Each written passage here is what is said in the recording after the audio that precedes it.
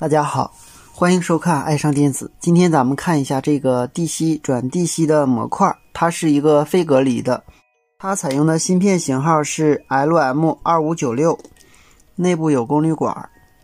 它采用的芯片型号是 LM2596， 内部有功率管。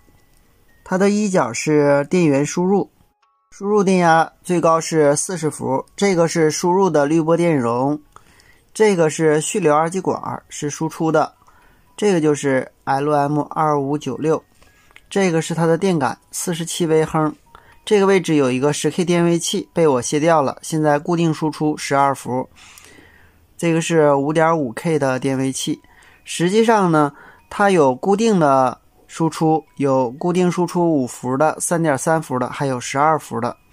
这个是输出滤波电容，这个位置有一个330欧的电阻是接地的，也就是4角对地电阻。这个位置的电位器调节可以在 1.25 伏到37伏之间输出，它的阻值是 10K 的，就是连接输出端和4角。这个是输出滤波电容，这个是指示灯。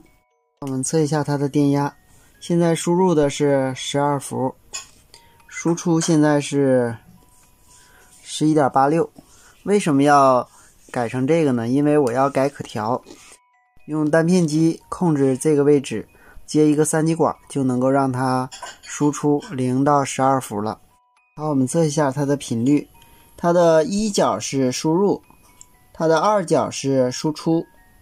我们看二角的频率是12千赫，三角是接地，四角是反馈端，五角是开关。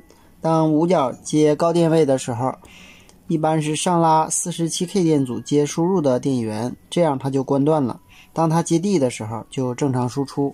我们看一下这个图，这个图呢就是 LM2596 能够调节电流和调节电压的电路。这端是输入，五角是开关引角，它直接接地了，就是没有用。二角输出接电感，四角是调压引角。这端接了一个电位器，是用来调压的。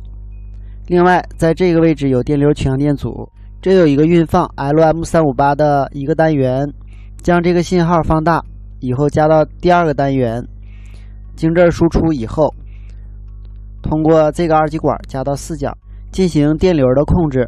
很显然，当电流高的时候，这个位置电压也高，加到4角使输出电压下降，从而控制电流。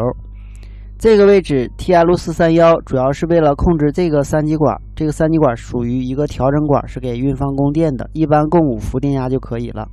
这个位置还有一个调节电流的电位器，是控制这个 LM358 的二角反向输入端的。